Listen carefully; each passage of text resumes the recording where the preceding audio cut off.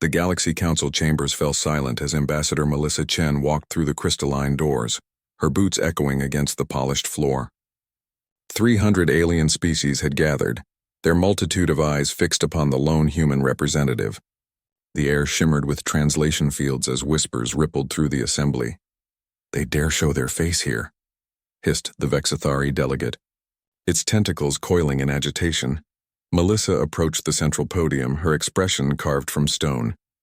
Behind her, displayed on massive holographic screens, played footage that made even the most battle-hardened species avert their gaze. The Krelthak Armada, once the pride of the galaxy's most feared warrior race, now floated as debris fields scattered across 3 star systems. "Honorable council members," Melissa began, her voice steady despite the weight of 1 billion souls resting on her shoulders. "I stand before you not as a conqueror but as a messenger. Earth wishes to clarify a fundamental misunderstanding." The Vrylon Chancellor rose, his crystalline form refracting the chamber's light into angry red patterns. "Misunderstanding? Your species has obliterated the Krelthak. Their colonies burn. Their fleets are dust. And you speak of misunderstandings?" Melissa's jaw tightened. The Krelthak initiated hostilities. They entered the Sol system without warning, destroyed our outer settlements, and killed 3 million colonists. Men, women, children, vaporized in an instant. Her voice dropped to a dangerous whisper. "They made one critical error.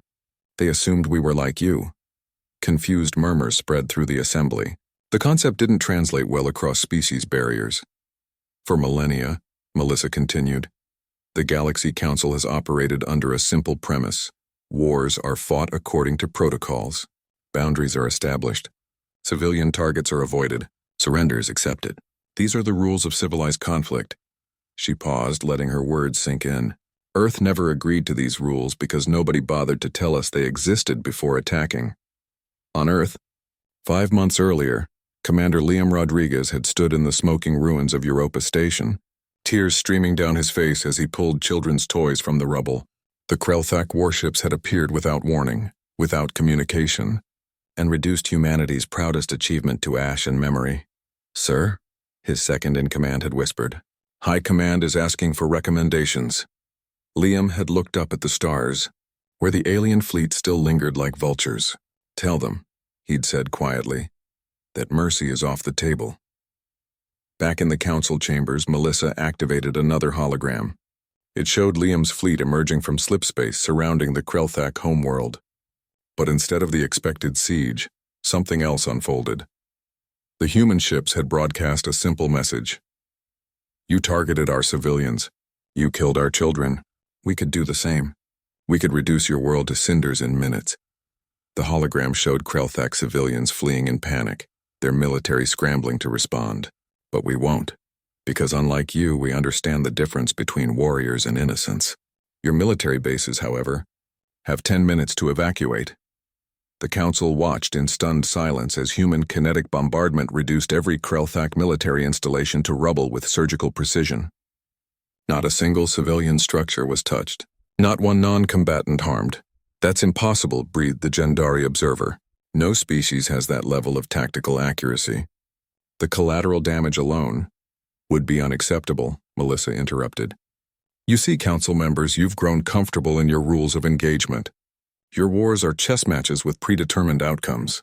You fight until one side surrenders, then you negotiate terms, perhaps exchange some territory and resume trade within a generation." Her eyes hardened. "Humans don't fight that way. When you attack us, when you kill our people, you don't start a chess match. You start something far more terrifying." She gestured to another display. This one showed Liam standing on the bridge of the UES Retribution, coordinating simultaneous strikes across 17 Krelthak systems.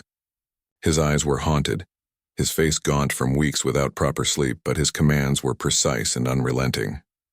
"This is Commander Liam Rodriguez," Melissa explained. "He lost his wife and daughter at Europa Station.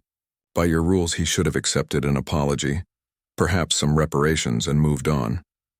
She let that hang in the air. Instead, he spent 3 weeks systematically dismantling the Krelthak military. Every ship, every base, every orbital platform gone, the Krelthak representative finally found its voice. But we surrendered. After the first week, we sent surrender terms. You did, Melissa agreed. And Commander Rodriguez acknowledged them. Then he continued his operations. That violates every convention of galactic warfare. Did you extend the courtesy of formal war declaration before attacking Europa Station? Melissa's voice could have frozen stars. Did you give our children a chance to surrender? Silence. Here's what you need to understand, Melissa said, addressing the entire council now. Humanity has survived ice ages, plagues, asteroids, and 1,000 near extinctions. We've fought wars on our own planet that make your conflicts look like playground disputes. We've bombed our own cities, starved our own populations, and still somehow learned to value mercy and civilian life above all else. She leaned forward.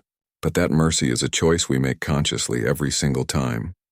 And when you attack us without provocation, when you murder our innocence, you're gambling that we'll continue making that choice. The hologram shifted once more, showing Liam standing on the Counterattack throne world, surrounded by their military leadership.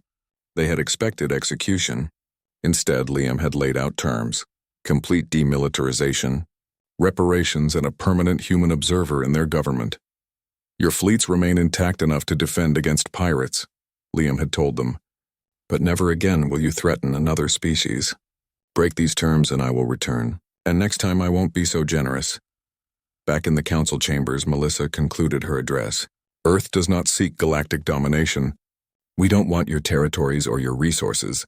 We came to the stars seeking friendship, trade, and knowledge. Her voice hardened to steel. But make no mistake, if any species here decides to test our resolve the way the Counterattack did, they will discover something terrifying about humanity. We are very, very good at war. Better than any of you can imagine. The only reason you're all still here is because we choose to be better than our worst impulses. She paused, letting the weight of her words settle over the assembly. The Counterattack started a conflict under your civilized rules of engagement. Humanity finished it under ours. Let this serve as the only warning you'll receive. Don't start wars with species whose rules you don't understand. You might not survive the education. The council chamber remained frozen in silence as Melissa turned and walked away, her footsteps echoing like a countdown to an apocalypse nobody wanted to trigger. On the view screen behind her, Liam's final message to the Counterattack played on loop. We could have destroyed you. Remember that we chose mercy. Don't make us choose differently. The Galaxy Council adjourned that day with a new, unwritten law. Earth was to be left alone. Not out of respect, but out of primal existential fear. They had finally encountered a species that didn't fight wars to win territory or resources. Humans fought wars to end them.